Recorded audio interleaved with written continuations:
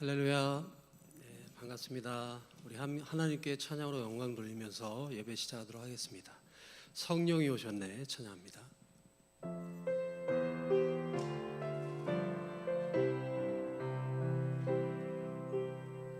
허무한 시절 지날 때 깊은 한숨 내쉴 때 그런 풍경 보시며 탄식하는 분 있네.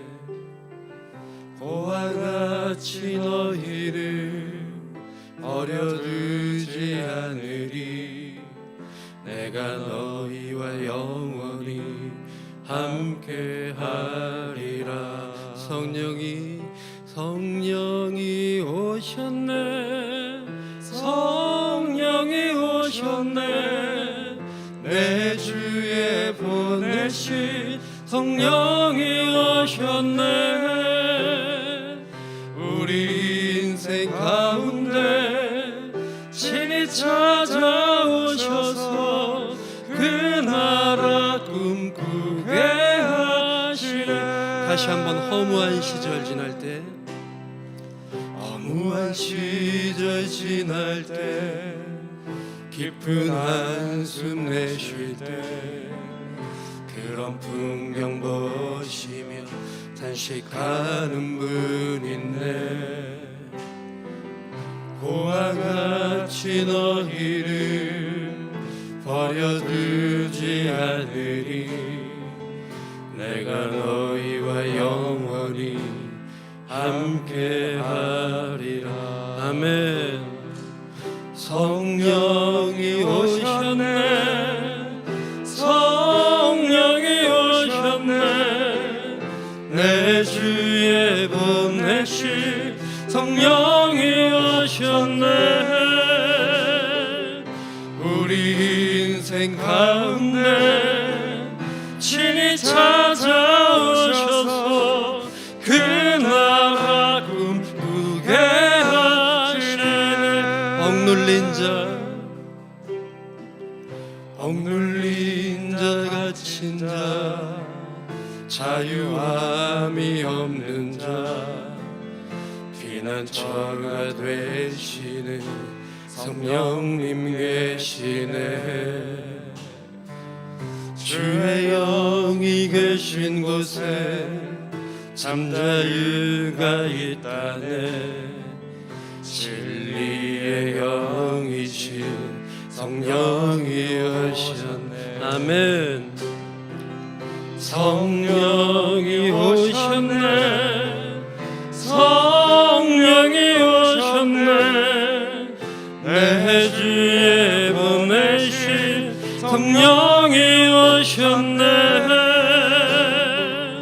우리 인생 가운데 친히 찾아오셔서 그 나라 꿈꾸게 하시네. 한 번 더. 억눌린 자 갇힌 자, 억눌린 자 갇힌 자 자유함이 없는 자 피난처가 되시는 성령님 계시네. 아멘. 주의 영이 계신 곳에 잠자유가 있다네. 진리의 영이신 성령이 오셨네. 성령이 오셨네. 성령이 오셨네. 내 주에 보내신 성령이 오셨네. 우리 인생 가운데 친히 찾아오셔서 그 나라 꿈꾸게 하시네. 성령이 오셨네. 성령이 오셨네. 성령이 오셨네. 내 주에 보내신 성령이 오셨네. 우리 인생 가운데 친히 찾아 마지막 한 번 더 성령이 오셨네 성령이 오셨네 성령이 오셨네 내 주에 보내신 성령이 오셨네 우리 인생 가운데 주님 찾아오셔서 그 나라 꿈꾸게 하시네. 할렐루야. 우리 계속 이어서 찬양합시다. 사랑하는 나의 아버지 함께 고백합니다. 간절한 마음으로 고백합시다. 사랑하는 나의 아버지 이름 높여드립니다. 주의 나라 찬양 속에 임하시니 능력에 주께 찬송하네 전능하신 하나님 찬양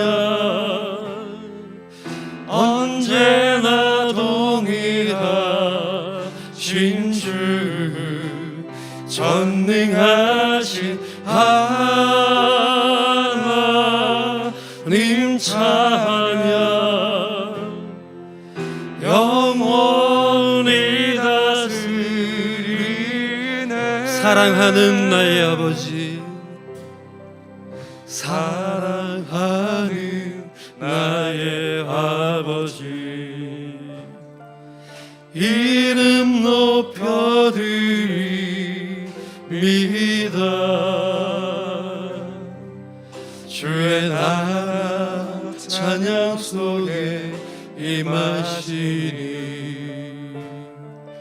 능력에 주께 찬송하네 전능하신 하나님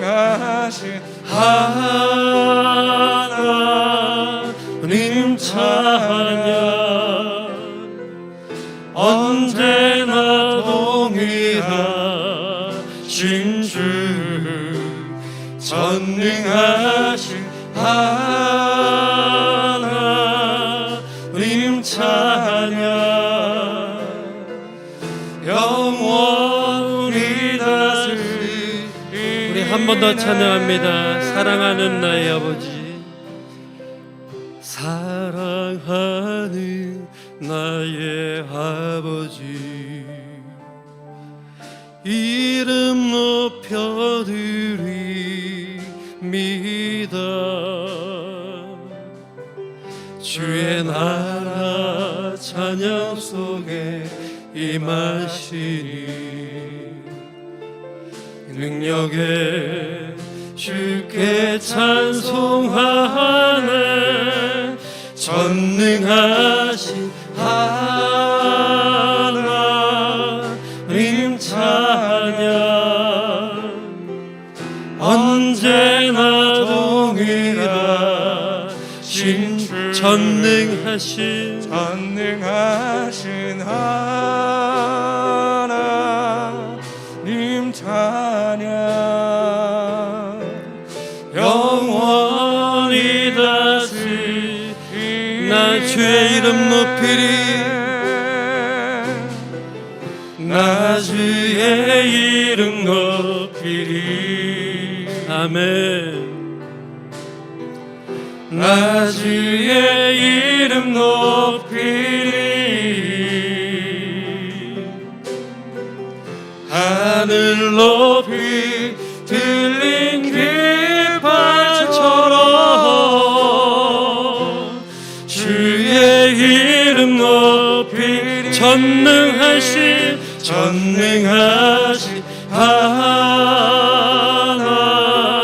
하나님 찬양 언제나 동일하신 주 전능하신 하나님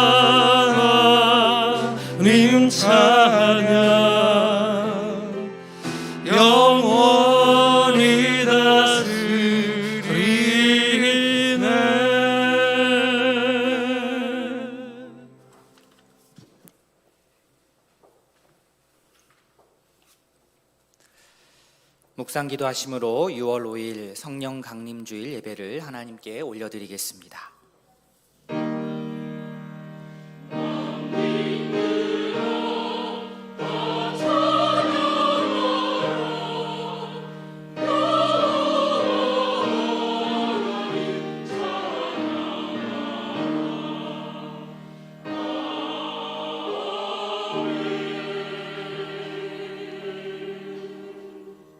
오직 하나님의 성령으로 이것을 우리에게 보이셨으니 성령은 모든 것 곧 하나님의 깊은 것까지도 통달하시느니라. 아멘. 성부 성자 성령 삼위 하나님께 찬송과 영광을 올려드립니다. 자격 없는 자들을 주의 은혜로 불러주시고 예배자로 이 자리에 서게 하시니 감사합니다. 주의 말씀을 통하여서 내가 사는 이유를 확인하게 하시고 주께 찬양 올려드리며 내 삶의 기쁨을 회복하게 하옵소서. 감사드리며 예수님의 이름으로 기도합니다. 아멘. 함께 신앙 고백하겠습니다.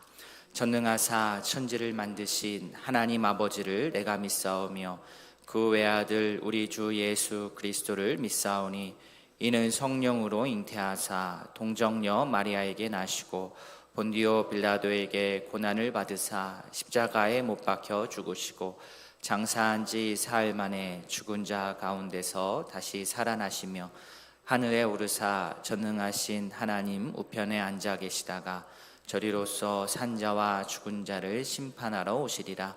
성령을 믿사오며 거룩한 공회와 성도가 서로 교통하는 것과 죄를 사하여 주시는 것과 몸이 다시 사는 것과 영원히 사는 것을 믿사옵나이다. 아멘. 찬송 21장입니다.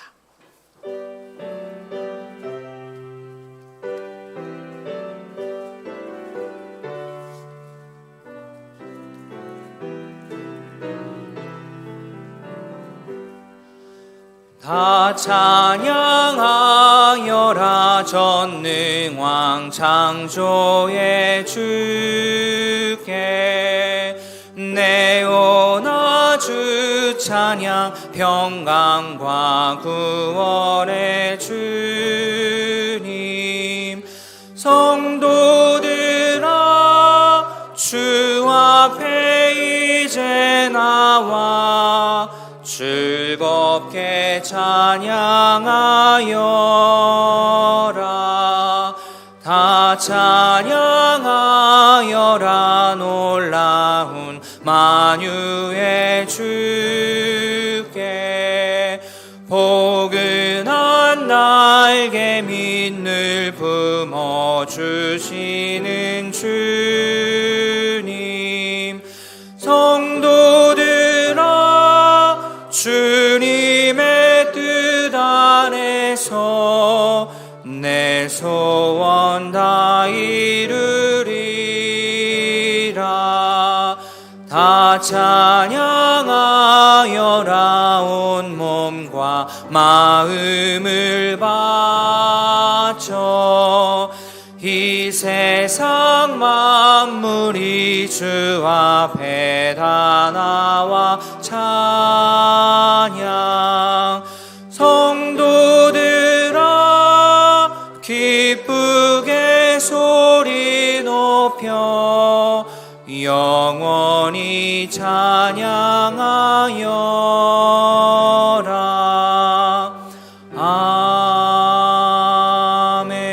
아멘. 성구교도 교동문 135번입니다. 그의 위에 여호와의 영 곧 지혜와 총명의 영이요 모략과 재능의 영이요 오직 하나님이 성령으로 이것을 우리에게 보이셨으니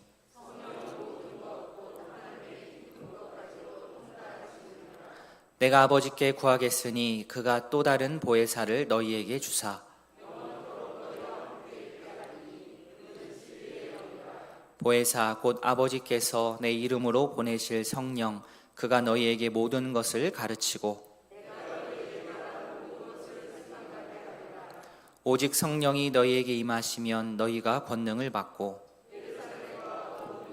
사마리아 땅끝까지 이르러 내 증인이 되리라 하시니라. 아멘. 찬송 191장입니다.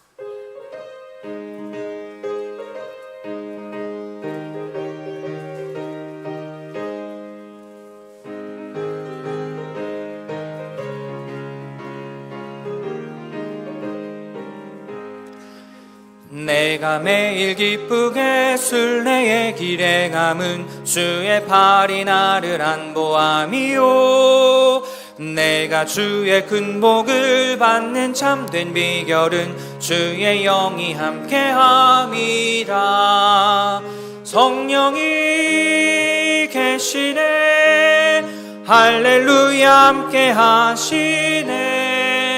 좁은 길을 걸으며 밤낮 기뻐하는 것 주의 영이 함께함이라. 전에 죄에 빠져서 평안함이 없을 때 예수 십자가의 공로 힘입어 그 말 아래 엎드려 참된 평화 얻음은 주의 영이 함께함이라.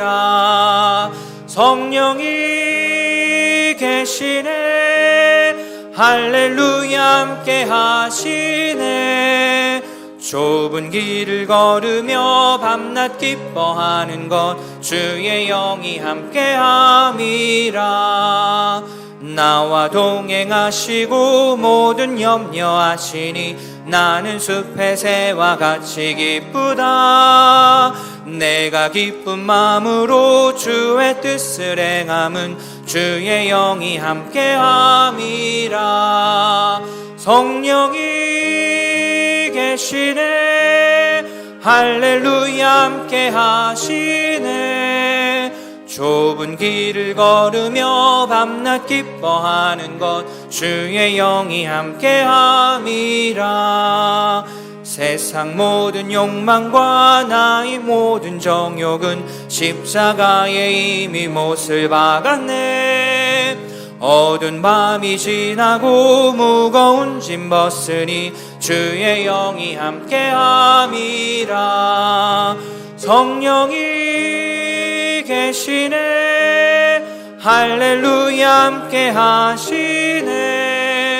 좁은 길을 걸으며 밤낮 기뻐하는 것 주의 영이 함께함이라. 이동일 장로님 기도하겠습니다.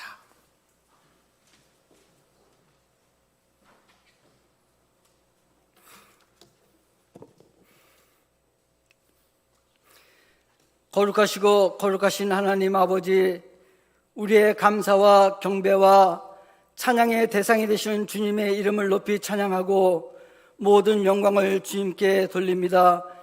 이 세상 우주 만물과 인간의 창조자 되시며 역사를 주관하시는 하나님 아버지, 이 시간 우리의 몸과 마음과 정성을 모아 드리는 예배가 사한 제사가 될 수 있도록 주님 주도하여 주옵소서. 6월 첫 주 호국의 달을 맞이하여 전쟁의 참상을 다시 한번 생각할 수 있게 하신 주님, 이 땅과 교회 안에 다툼이 없게 하시고 우리가 싸움을 익히는 장본이 되지 않도록 우리가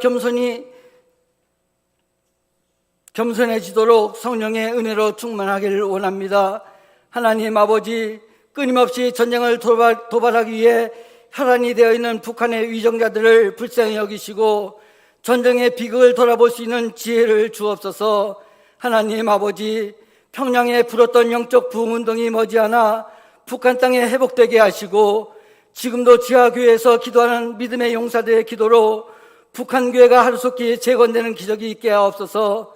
하나님 아버지, 주님의 핏값으로 세우신 우리 교회 위에 말씀이 충만하여 지고 사랑이 시간하는 이 세대에 주님의 사랑을 본받아 사랑의 향기를 나타내는 교회 되게 하옵소서. 먼저 담임 목사님을 성령의 능력으로 붙드시고 영육간에 강건케 하시며 인간의 연약함은 모두 십자가 뒤에 감춰주시고 성령의 두라리 피사 말씀의 능력을 허락하여 주옵소서. 그의 입술을 통해 나오는 말씀으로 우리가 감화를 받아 마음이 뜨거워지게 하시고 더욱더 주의 영광을 위해 헌신할 수 있도록 우리에게 믿음의 충만함을 덧입혀 주옵소서. 부교육자와 선교사님들에게도 성령의 충만함을 주셔서 최고보다는 최선을 다하는 교육자들에게 하옵소서. 교회의 어르신들의 건강도 지켜주시고 원치 않는 병으로 인하여 고생하고 있는 우리의 성도들 여호와 라파의 하나님께서 주도하여 주옵소서. 특별히 코로나로 인하여 어려움을 겪고 있는 우리의 성도들 믿음과 지혜를 주시기를 원합니다. 이러한 때에 주님께 더욱 기도하게 하시며 주님의 놀라운 은혜의 역사를 체험하게 하옵소서. 군에 있는 청년들, 해외 이민과 유학생, 우리의 고3 학생들 주님 지켜 주옵소서. 교육을 수료한 새 가족 식구들 심령 위에 주님을 향한 처음 사랑이 변치 않게 하시고 신앙의 놀라운 믿음의 성장으로 충만케 하여 주시고 저들에게 성령 충만함을 덧입혀 주옵소서. 주님의 몸된 교회를 위해 충성 봉사하는 모든 성도들의 삶을 주님 주도하여 주시고 정성껏 준비하여 드리는 찬양대의 찬양이 우리 모두의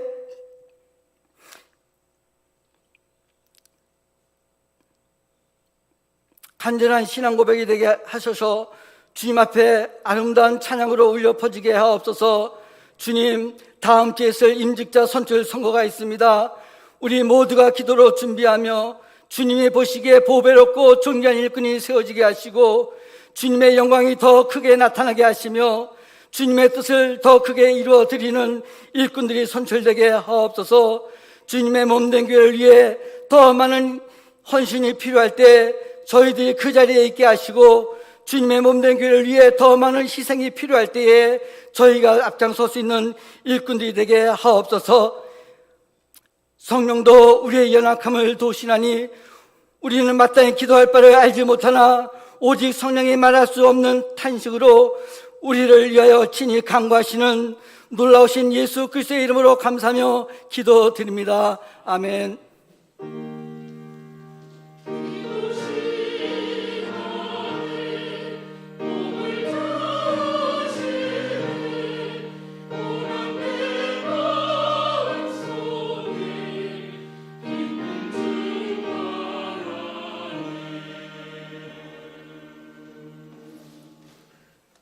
교회 소식 말씀드리겠습니다. 주보를 참조해 주십시오.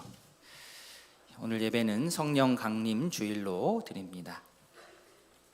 장로 안수집사 권사 선출을 위한 임시 공동의회가 다음 주일 2부 예배 후 본당에서 있습니다. 한 주간 이를 위해서 기도로 우리 모두가 함께 준비할 수 있기를 원합니다. 우리 지난주 새로 오신 우리 민가연 성도님 계십니다. 많이 인사해 주시면 감사하겠습니다. 미끄럼 방지 공사가 오늘 있습니다. 저희 교회가 아니고 교회 앞에서 백운초 앞까지 그 구간을 미끄럼 방지 포장 공사를 합니다.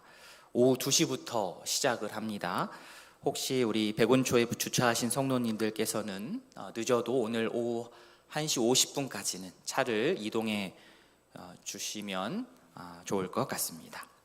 장례 광고 드립니다. 조종문 성도 모친께서 어제 소천하셨습니다. 장례식장은 남양주 원병원 장례식장입니다. 2부 예배 마치고 12시 30분에 위로 예배 차량 출발하도록 하겠습니다. 함께 보실 하나님의 말씀 사도행전 2장입니다. 사도행전 2장 1절부터 4절까지 신약성경 188면입니다. 사도행전 2장 1절부터 4절까지 우리 한 절씩 교독하겠습니다. 오순절 날이 이미 이름에 그들이 다 같이 한 곳에 모였더니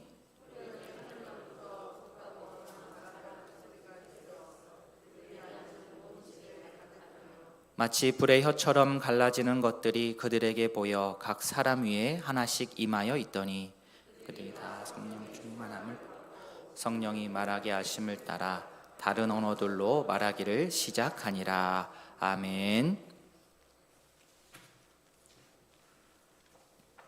사랑과 은혜가 충만하시고 거룩하신 아버지 하나님 감사하고 감사합니다.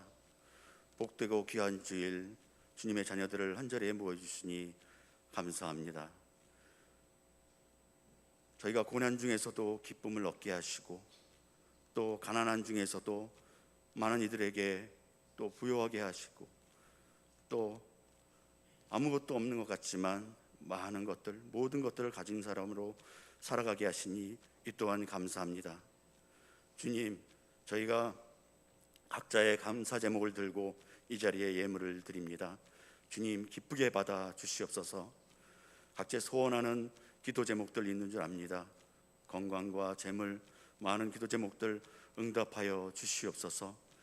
하지만 무엇보다 아버지 말씀의 자리, 또 찬양의 자리, 기도의 자리를 사모하게 하시고 이러한 예배 자리에 더욱 마음 쏟을 수 있도록 주님 지켜주시고 동행하여 주시옵소서.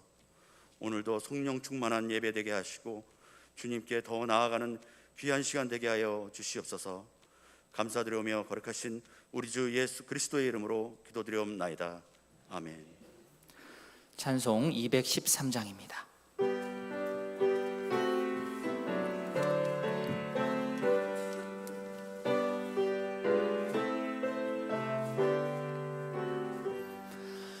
나의 생명 드리니 주여 받아 주셔서 세상 살아갈 동안 찬송하소서.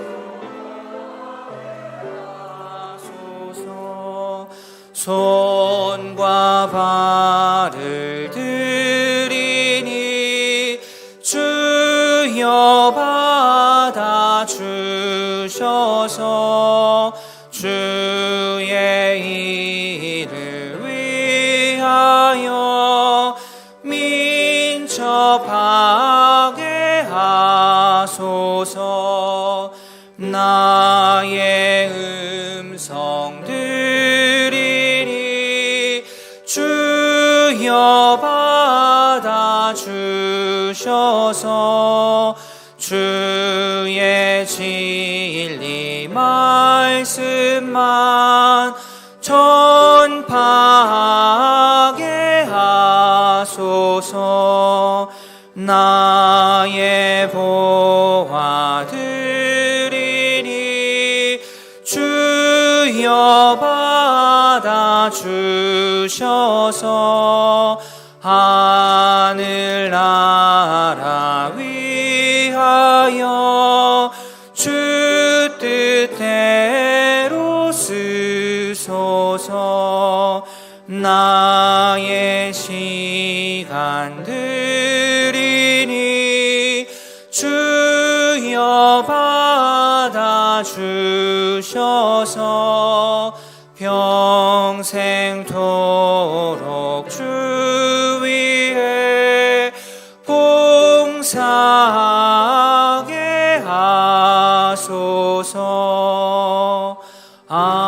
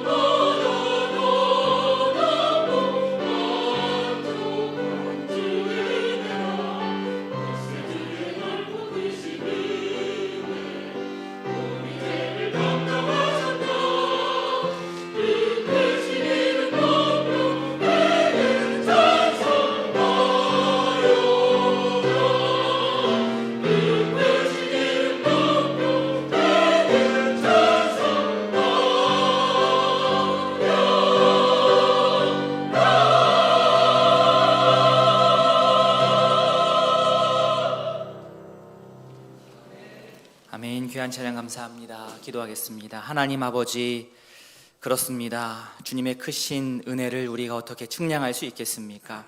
한량없는 주님의 은혜 바다보다 넓고 깊습니다. 그 은혜를 날마다 묵상하며 감사하며 찬양하며 기도하는 우리 모든 성도님들, 또 제가 될 수 있도록 주의 은혜를 더하여 주시옵소서. 우리 함께 찬양한 우리 호산나 찬양대 가운데 함께 하시고 우리의 찬양의 고백이 끊이지 않도록 주여 은혜를 더하여 주시옵소서. 예수님의 이름으로 기도합니다. 아멘. 우리가 하나님 또 예수님에 대해서는 어느 정도 말씀을 통한 이해가 있는데, 성령님에 대해서는 정보나 또 이해나 또 이런 것들이 조금 상대적으로 부족하다는 생각을 합니다. 오늘은 성령 강림 주일입니다. 한국교회에서는 성탄절이나 부활절만큼의 비중이 있게 우리가 보내지는 않지만, 그렇다고 하여서 중요하지 않은 절기는 아닙니다. 성령 강림 주일을 맞이해서 오늘 관련 말씀을 통해서 함께 은혜를 나누고자 합니다. 우리 성도님들께서는 성령에 대해서 어떻게 생각하시고 이해하고 계십니까?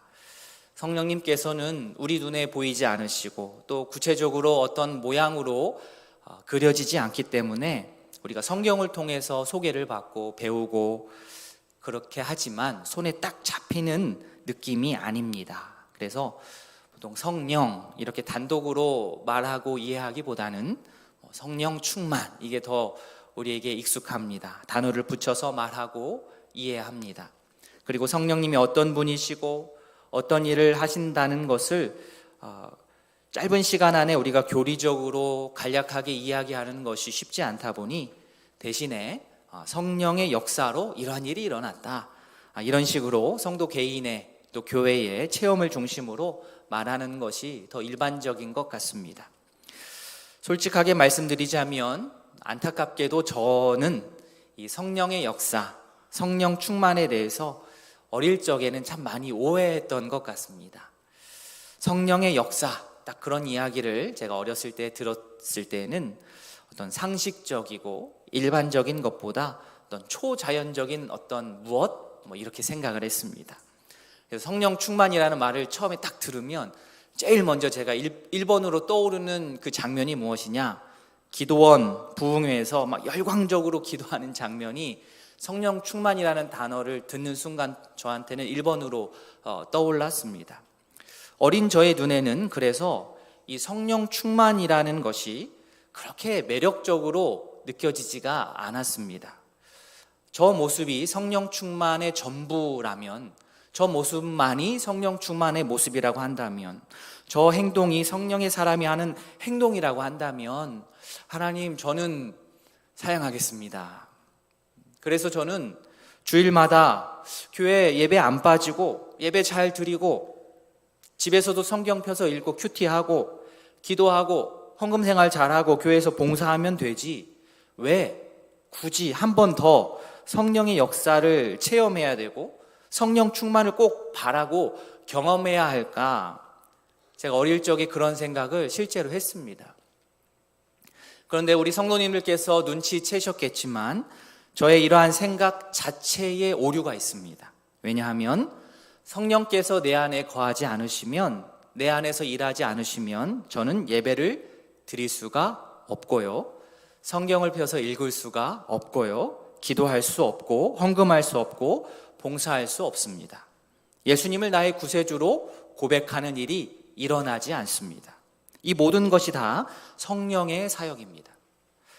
나의 기도를 들으시는 분임과 동시에 나의 기도를 돕는 분, 내가 기도하게 하시는 분이 성령님이십니다. 그런데 저는 마치 제 스스로 성령님의 도움 없이 다 잘 해낸 것처럼, 다 잘 해낼 수 있는 것처럼 크게 오해하면서 살았던 것입니다. 성령님에 대해서 잘 알기 위해서는 먼저 말씀을 우리가 읽고 말씀을 통해서 배워야 됩니다. 그리고 그 다음으로는 왜곡된 성령 충만이 아닌 정말 성경적인 성령 충만의 삶을 사는 그러한 삶을 살고 있는 믿음의 본이 되는 믿음의 선배들을 우리가 만나고 또 따르고 가까이 하면 너무나도 좋습니다. 그분들과 함께 교제를 이어나가야 합니다. 그리고 한 발 더 나아가서 이제는 내가 그러한 성령의 사람이 되어서 주변의 믿음의 사람들에게 좋은 본이 되어줄 수 있도록 신앙의 본을 보여주어야 할 것입니다. 우리 성도님들께서 삼위일체라는 용어를 들어보셨을 것입니다. 이 삼위일체라는 용어는 성경 자체에는 나오지는 않지만 하나님을 성부, 성자, 성령으로 소개하는 그러한 구절들은 말씀 속에 많이 있습니다. 하나님은 한 분이신데 하나님은 성부, 성자, 성령 이렇게 삼위로 계십니다. 그리고 삼위 하나님은 그 본질과 능력과 영광이 차별이 없이 동등하십니다. 즉 성령님은 하나님이십니다.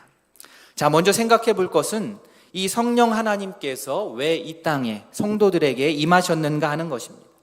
왜 임하셨는가?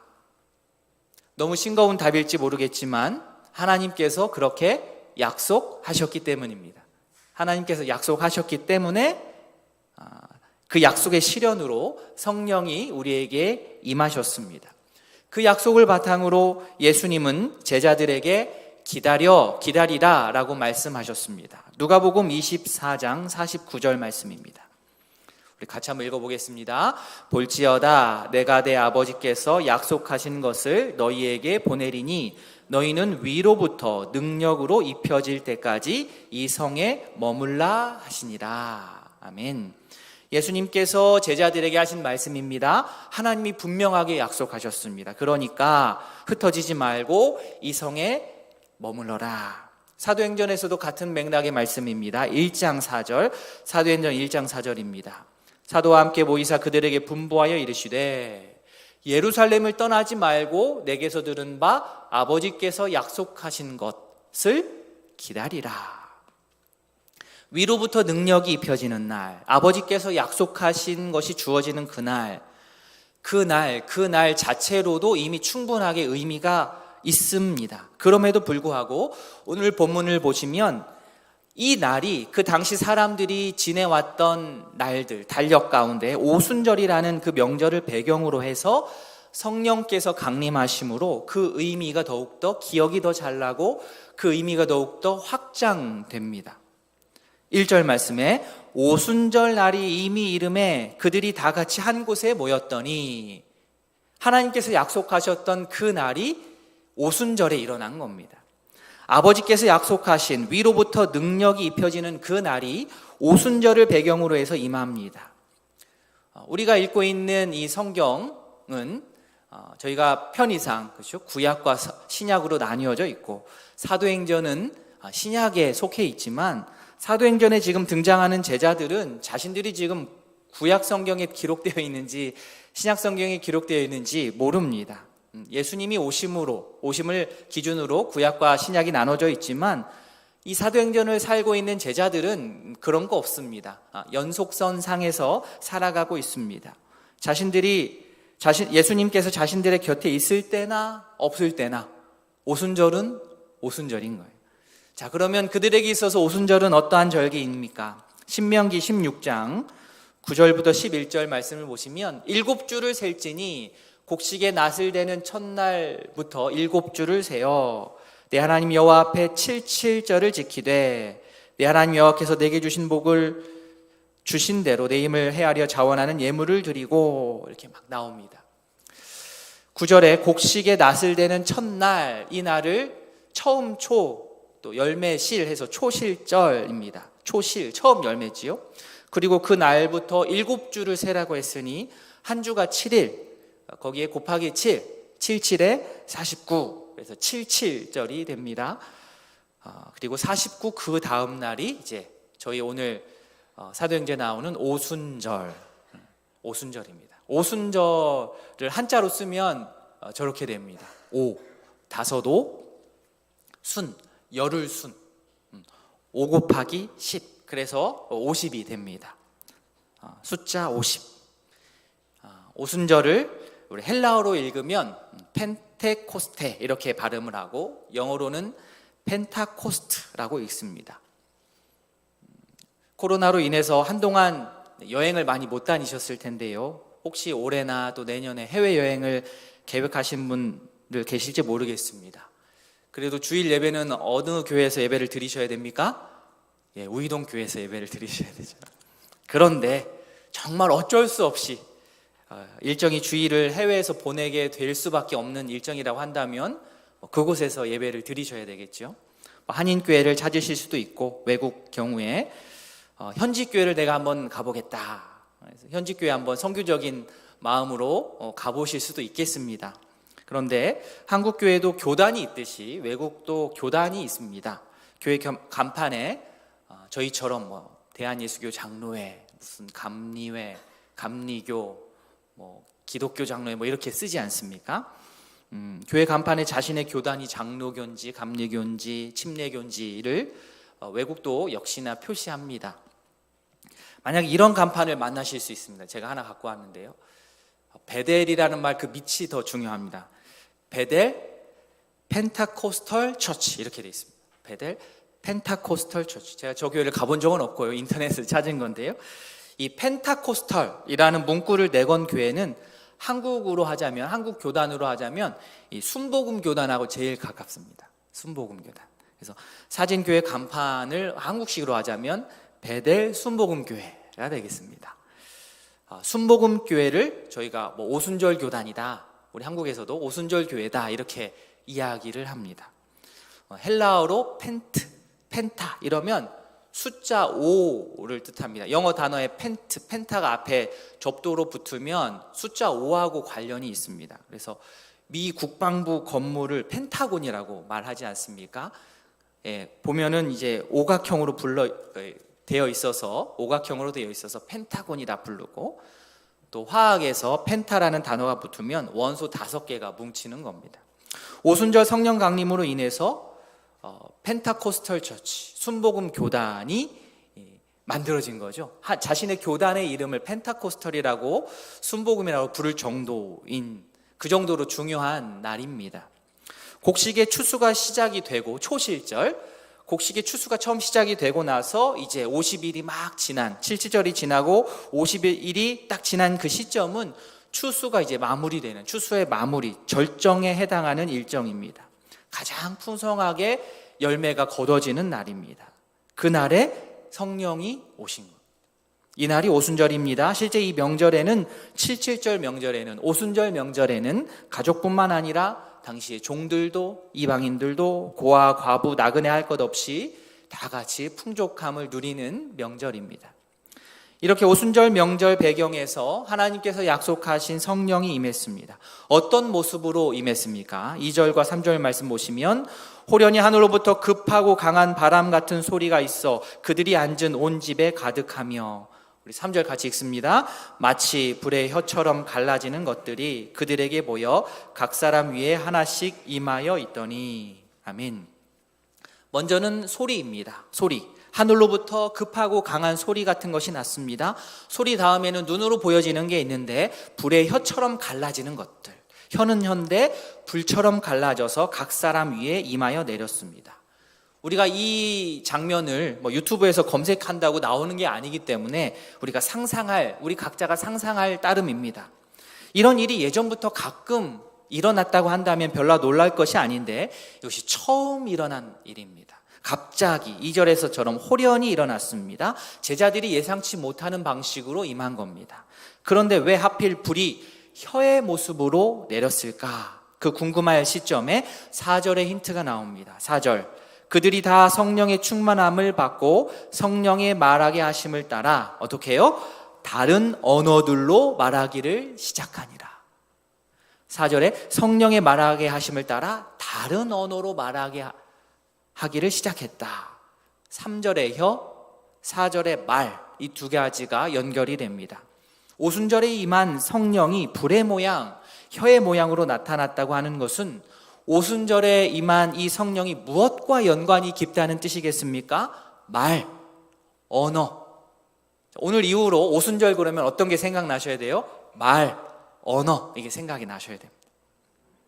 이렇게 성령이 임하자 크게 두 가지 일이 일어납니다. 첫째, 성령이 임했으니 그 결과로 제자들이 성령의 충만함을 받습니다. 둘째는 성령 충만함으로 말미암아 다른 언어들로 말하기 시작했습니다.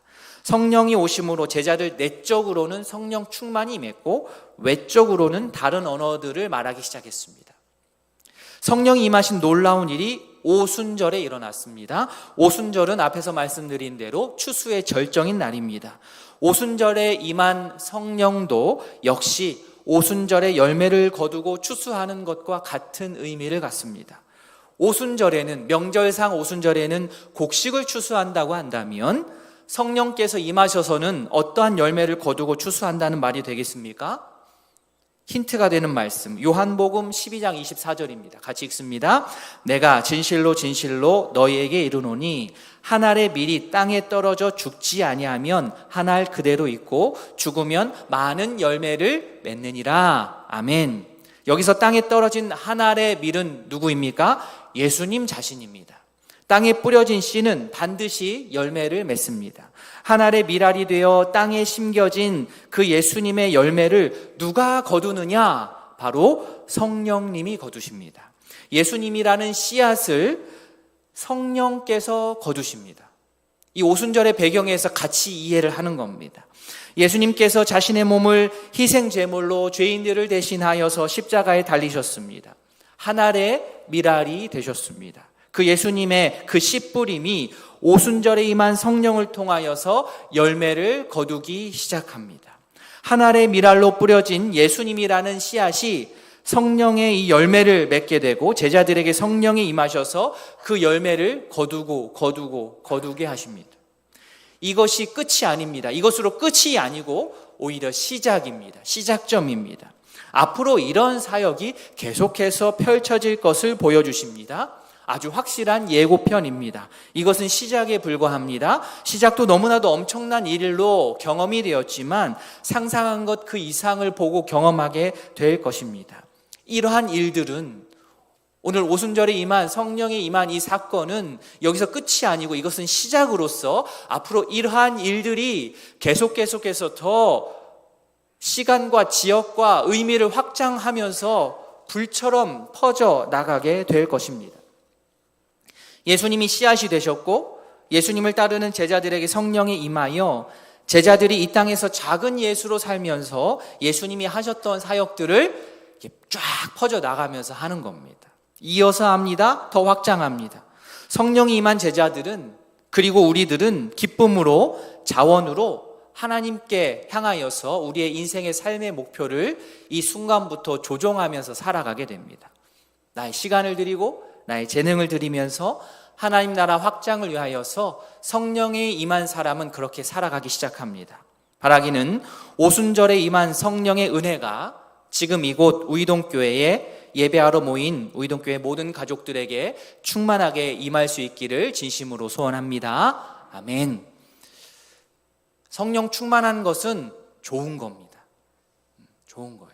이상한 거 아닙니다. 교회에서 가장 위험한 사람은 어떤 사람이냐? 한번 생각해 보았습니다. 교회 사역을 하는데 성령을 의지하지 않는 거죠. 성령님과 동행하지 않고 처음부터 끝까지 일관되게 자기 생각만 가지고 열심히 일하는 사람이 어쩌면 교회에서는 가장 위험한 사람이라 할 수 있습니다. 기도하지 않고 사역하는 겁니다. 아니 더 엄밀하게 말하자면 기도는 하는데 성령의 음성을 듣지 않는 거죠. 성령께서 기도를 통해서 나의 양심을 강하게 자극하는데 나는 내 고집을 꺾을 생각이 없는 겁니다. 나는 물러설 생각이 없는 겁니다. 교회 사역은 내가 강하게 마음을 먹고 처음부터 끝까지 촘촘하게 계획을 세워서 성실하게 내가 일을 한다고 해서 되는 게 교회 사역이 아닌 것 같습니다. 인간의 열심과 성실함이 너무나도 중요하지만 그 밑바닥에, 그 기반에 성령께서 나와 함께 하지 않으시면, 성령께서 나와 함께 않으시면, 내가 성령을 의지하지 않으면 나의 이 노력과 나의 이 성실함과 나의 열심은 오히려 다른 사람을 더 힘들게 하고 실족할 수 있게 할 수 있다는 그 생각을 우리가 조금 해야 합니다. 성령님과 동행하지 않으면서 열심만 내는 일이 생기지 않도록 우리 모두가 매 순간 겸손하게 성령님께 지혜를 구하는 저와 우리 모든 성도님들 되셨으면 좋겠습니다. 예수님이라는 그 씨앗이 문제가 있겠습니까? 문제가 없습니다. 완벽한 씨앗입니다. 씨 뿌림은 완벽합니다. 자, 그러면 그 다음은 제자들 차례입니다. 예수께서 이 땅에 하셨던 하나님의 나라 선포와 확장을 이제 제자들이 이어서, 우리들이 이어서 해 나가야 됩니다. 우리가 이어서 해야 됩니다. 그런데 이 사역은 나 혼자만의 방식으로 내 생각대로 열심 낸다고 되지를 않습니다. 예수께서 도와주셔야 됩니다. 예수님이 도와주신다고 했습니다. 이를 위해서 우리에게 성령을 보내주셨습니다. 예수님께서 이 땅에서 하셨던 사역을 감당하려면 방법이 없어요. 다른 방법이 없어요. 주께서 보내주신 성령님과 동행하는 일, 성령님과 동행하지 않고는 주의 일을 감당할 수가 없습니다. 복음의 확장, 선교의 시작, 교회의 시작이 바로 이 지점입니다. 성령께서 우리와 함께 하실 때 내가 예수가 믿어지는 것이고 내가 예수님의 제자가 되어서 움직이게 시작하게 되고 내가 가지고 있던 왜곡된 생각들과 삶의 태도들이 부서지고 다시 재조정되는 역사가 일어나는 것입니다. 예수께서 뿌리신 그 씨앗을 제자들인 우리가 열매 맺고 추수해야 합니다. 바라기는 우리 모두가 성령의 사람이 되어서 하나님께서 원하시는 사역, 복음 전파 사역, 하나님 나라 확장하는 그 사역에 우리가 집중하여서 주님 보시기에 흡족한 열매를 거두고 추수할 수 있기를 진심으로 소원합니다. 아멘. 자, 성령 강림 사건이 어느 날, 어느 달, 어느 요일에 일어나듯 상관은 없지만 당시에 오순절 명절의 임함을 통하여서 이 사건은 더욱더 강조되고 파급력이 더 커졌습니다. 한국 사람들이 설이나 추석의 명절을 지내려 많이 이동하는 것은 저리 가라 할 정도로 당시 유대인들은 명절을 맞이해서 이동을 하죠. 그 이동 규모가 매우 컸습니다. 저희들은 이제 비수도권으로 이렇게 여기저기 흩어진다고 하지만 유대인들은 모조리 예루살렘으로 몰려들었으니 그 인구가 어마어마합니다. 5절에 그때 경건한 유대인들이 천하 각국으로부터 와서 예루살렘에 머물러 있더니 오순절 명절을 맞이해서 다 모여든 겁니다. 그런데 이 순간에 오순절 성령이 임했습니다. 한 사람에게 임한 것이 아니요 예수님을 따랐던 120명이나 가까운 사람들에게 성령이 임했습니다. 이 사람들이 동시에 입을 열어서 다른 언어들로 말하기를 시작하니 이 소리가 평범한 소리일 수가 없습니다. 6절 말씀 같이 읽겠습니다. 이 소리가 나매 큰 무리가 모여 각각 자기의 방언으로 제자들이 말하는 것을 듣고 소동하여 깜짝 놀란 거지요. 예루살렘을 떠나지 않고 하나님 아버지께서 약속하신 것을 기다렸던 제자들의 출신과 배경은 다양했습니다. 그래서 그들이 각기 자기의 모국어로 자신의 지역의 언어로 말할 수 있었습니다. 그런데 더 신기한 일은 무엇이냐? 이 모습을 지켜본 유대인들입니다. 그들의 귀가 이상합니다. 8절에 우리 각 사람이 난 곳 방언으로 듣게 되는 것이 어찌 됨이냐? 그들이 하는 말이 천하 각국으로부터 몰려온 그 다양한 유대인들 귀에 막 쏙쏙 들리는 겁니다.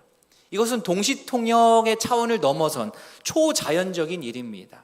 신비입니다. 각자 자기 나라 지역 언어를 쓰는데 서로 말하고 이해하는 게 어려움이 없는 거예요. 다 통합니다. 상상하자면 이런 거죠. 막 상대가 러시아 말로 말하는데 다 알아듣고 내가 베트남 말로 막 말하는 거예요. 천하 각국으로부터 예루살렘으로 몰려온 유대인입니다. 오순절 명절을 지키려고 그 멀리서부터 몰려온 유대인이라고 한다면 얼마나 그 신앙적으로 열정이 대단했겠습니까? 그런데 그 사람들이 봤을 때 이 광경은 도저히 이해가 안 되는 겁니다. 생전 처음 보는 광경입니다. 만약 율법 교육이나 종교 교육을 오랫동안 받은 어떤 종교적인 엘리트들이 언어 훈련을 잘 해가지고 이렇게 동시통역을 갑자기 해낸다면 모를까? 지금 다른 나라 말로 언어로 말하고 있는 자신들 눈앞에 있는 이 사람들은 그런 사람들이 아니었습니다. 그런 출신이 아니었습니다. 율법 교육이나 종교 교육, 조기 언어 교육 그런 것과는 전혀 어울리지 않을 것 같은 사람들이 이 기적과 같은 일을 행하고 있으니 이해가 안 되는 거죠. 그들의 마음의 소리가 7절에 담겨 있습니다. 다 놀라 신기하게 여겨 이르되 보라, 이 말하는 사람들이 다 갈릴리 사람이 아니냐. 자, 갈릴리 사람, 문맥상 갈릴리 사람이라고 하면 어떤 뜻이겠습니까? 이 서울 사람을 뜻하는 것, 도시 사람을 뜻하는 것, 교육 많이 받은 사람을 뜻하는 것이 아니고 외진 곳, 시골 출신을 뜻합니다. 우리나라도 수도권과 비수도권이 어느 정도 차이가 있지만 이 당시에는 훨씬 더했습니다. 갈릴리라는 지방, 시골에서 대단한 어떤 율법, 종교, 언어 교육이 일어날 수 없다는 전제하에 말을 하는 겁니다. 교육을 제대로 받지 못한 갈릴리 사람이 어떻게 언어적으로 저렇게 단번에 뛰어남을 보여줄 수 있는가 하면서 막 흥분을 하는 겁니다. 그러면서 자기들 오순절 명절에 예루살렘을 찾아온 자신들의 출신들을 막 열거하는데요. 요즘 지명이 아니고 그 당시 지명이기 때문에 발음하기가 참 어렵습니다. 9절부터 11절 앞부분까지 자기 자신들의 출신을 막 흥분해서 얘기합니다. 바데인, 메데인, 엘라민, 메소포타미아, 유다, 갑바도기아, 본도, 아시아, 부르기아, 밤빌리아, 애굽, 구레네, 리비아, 유대교, 그레데, 아라비아. 지도에 표시한 결과가 이렇습니다. 예루살렘을 중심으로 이렇다는 거예요. 동서북남, 오늘 9절부터 11절 앞부분까지 동서북남 쫙 읊습니다. 사방팔방에서 예루살렘으로 왔다는 겁니다. 자기들이. 이렇게 다양한 사람들, 배경의 사람들에게 중요한 것은 우리 각 언어로 하나님의 큰 일을 말함을 들었다는 거예요. 언어의 장벽이 없이. 이 사실이 너무나도 중요합니다. 11절 뒷부분에 우리가 다 우리의 각 언어로 하나님의 큰 일을 말함을 듣는다. 천하 각국에서 온 종교적으로 뛰어나다고 생각하는 유대인들이 자기들보다는 훨씬 종교적인 교육을 받지 못한 갈릴리 사람들의 입을 통하여서 하나님의 큰 일을 오히려 듣게 되는 겁니다. 언어의 장벽을 뛰어넘어서. 그런 일이 어떻게 펼쳐집니까? 기적 중에 기적이지요. 오순절 성령 오심 사건의 핵심 중의 핵심은 오늘 본문에서 알 수 있듯이 소통입니다. 불통이 소통이 되는 역사가 성령께서 오심으로 말미암아 가능해졌습니다. 오순, 50이라는 수 자체가 꽉 찬 수입니다. 연합, 하나됨, 하나로 꽉 찼다 이 뜻입니다. 갈라지고 분열된 것이 하나로 모인다는 뜻입니다. 그도 그럴 것이 오순절에는 주인이나 종이나 과부나 나그네나 이 오순절에는 차별 없이 하나가 되어 풍족함을 누렸습니다. 창세기의 바벨탑 사건을 기억하실 것입니다. 언어가 서로 갈리기 시작하면서 사람들은 분열하기 시작했고 말이 통하는 사람들끼리 뭉치기 시작했습니다. 그러면서 이 언어가 달라 서로 싸웁니다. 그런데 오늘 본문의 오순절의 이 소통을 통하여서 바벨탑 사건으로 분열된 그 인류가 그 분열을 극복할 수 있는 그 희망을 우리가 보게 됩니다. 4절에 그들이 다 성령의 충만함을 받고 성령이 말하게 하심을 따라 다른 언어들로 말하기를 시작하니라. 그래서 다른 언어로 말하기 시작했다는 것은 그냥 아무도 알아듣기 못하게 그냥 의미 없는 말을 프리스타일로 막 이렇게 막 내뱉는 게 아니고 다른 언어, 외국어를 한 겁니다. 외국어.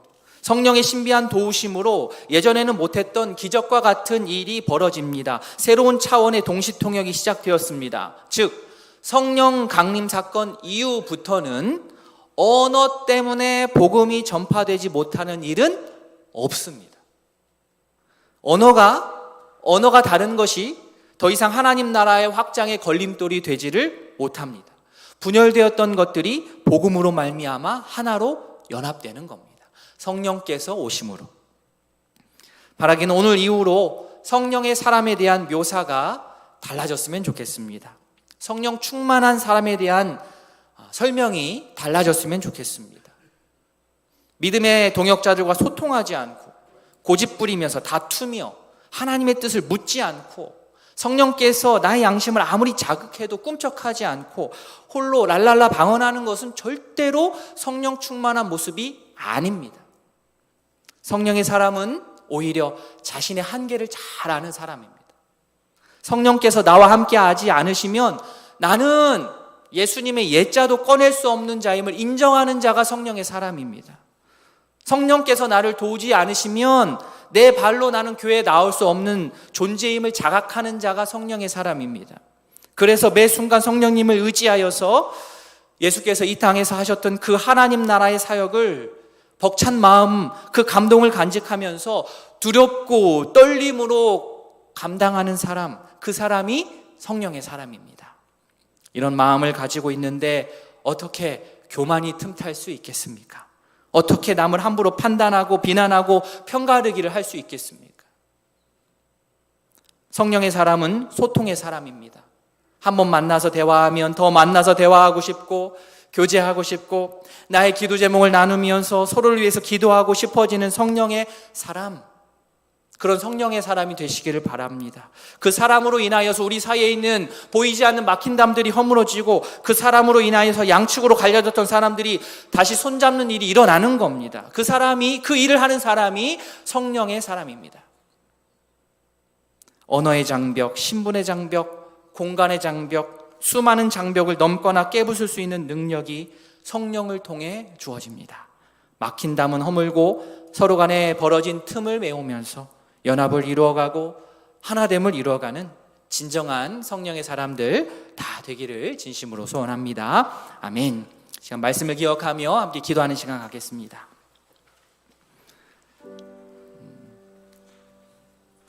이 시간 기도하실 때 주님, 제가 성령의 사람 되기를 원합니다. 성령 충만하길 원합니다. 성령님과 동행하길 원합니다. 그래서 예수께서 이 땅에서 하셨던 그 사역을 감히 제가 한번 감당해 보기를 원합니다. 혼자 못합니다. 나만의 의지로, 나만의 열심으로 하다가는 오히려 주의 일을 막을 수 있습니다. 성령 충만하여서, 성령의 사람 되어서 주께서 원하시는 열매들을 맺는 자, 연합하고 하나 되고 교회의 시작, 복음의 전파의 시작이 나로부터 시작될 수 있도록 주님, 저를 성령의 사람으로 세워주셔서 내 주변의 많은 사람들이 예수님의 뿌렸던 그 아름다운 그 씨앗이 아름답게 열매 맺고 결실 맺을 수 있도록 저를 사용하여 주십시오. 이 시간 한번 기도하도록 하겠습니다. 기도합니다. 하나님 아버지, 주여, 우리가 성령의 사람이 되기를 원합니다. 성령 충만하기를 원합니다. 아버지여, 주께서 원하시는 성령 충만한 사람의 모습이 무엇인지를 알기를 원합니다. 아버지여, 성령께서 나와 함께 하실 때에 주여, 주의 일들을 우리가 감당할 수 있습니다. 이 일은 추상적인 일이 아니요, 이상적인 일에 그치는 것이 아니요, 매우 구체적이고 우리가 오늘 하루부터, 지금 이 순간부터 해야 될 일입니다. 아버지여, 성령 충만하길 원합니다. 성령의 사람이 되길 원합니다. 매 순간, 매 이슈마다, 모든마다 주께 아버지 아뢰면서 성령님께 간구하면서 성령의 도우심을 구하는 주의 자녀들 되기를 소원합니다. 주의 일을 하는데 어떻게 성령께서 함께 하시지 않으면 우리가 감당할 수 있겠습니까? 아버지여, 성령 충만을 간구하며 성령의 사람들로서 우리에게 맡겨주신 아버지여, 가정과 직장과 사회와 이 교회의 모든 사역들을 아름답게 감당해내는 주의 자녀를 될 수 있도록 주여 은혜를 더하여 주시옵소서. 주여, 주님께서 함께하여 주시옵소서. 주님, 하나님 아버지 감사합니다. 우리에게 성령을 보내주셔서 우리로 하여금 주의 일들을 이어서 감당할 수 있도록 은혜를 주시니 너무나도 감사합니다. 우리의 힘과 능력으로는 할 수 없습니다. 주께서 우리에게 능력을 주셔서 성령을 보내주셔서 성령 충만케 하셔서 성령과 동행하게 하셔서 주의 일들을 감당할 수 있게 됨을 다시 한번 인정하고 또한 고백합니다. 하나님 아버지, 성령의 사람이 되기를 원합니다. 그리하여서 내가 속한 그 모든 장소에서, 그 모든 자리에서 정말 연합하고 하나 되고 주의 사랑으로 연합을 이루어나가는데 부족함이 없는 그러한 성령의 사람 될 수 있도록 주여 은혜를 더하여 주시옵소서. 내가 성령과 동행하지 않고 단지 인간적인 열심만 내지 않기를 원합니다. 내가 하는 성실함과 열심이 분명하게 성령과 동행함을 통하여 성령님의 은혜를 통하여서 감당할 수 있도록 주여 우리를 겸손케 하여 주시옵소서. 성령 충만한 교회 될 수 있도록 주여 복의 복을 더하여 주시옵소서. 감사드리며 예수님의 이름으로 기도합니다. 아멘.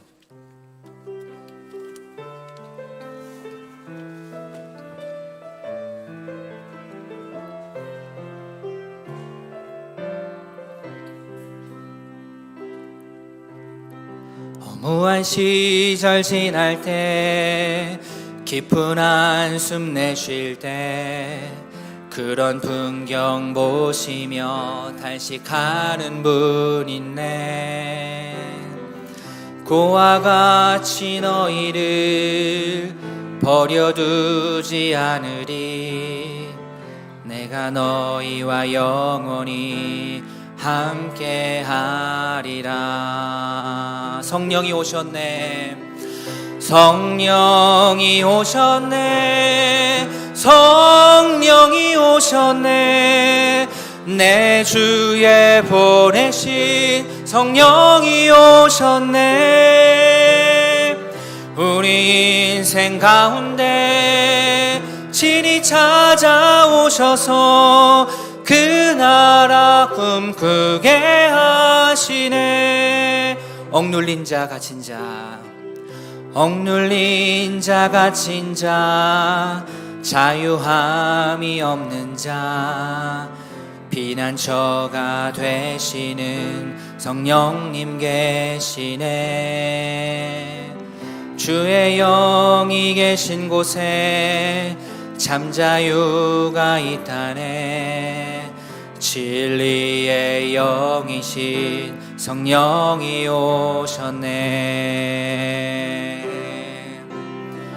성령이 오셨네. 성령이 오셨네. 내 주에 보내신 성령이 오셨네. 우리 인생 가운데 친히 찾아오셔서 그 나라 꿈꾸게 하시네. 구주 예수 그리스도의 은혜와 하나님 아버지의 사랑과 성령의 교통하심이 서로 연합하고 소통하는 성령의 사람 되어 예수께서 뿌리신 씨앗을 거두며 복음을 전파하고 하나님 나라 확장을 위해 힘쓰겠노라 다짐하는 모든 성도들 위해 이제로부터 영원토록 함께 있을지어다. 아멘.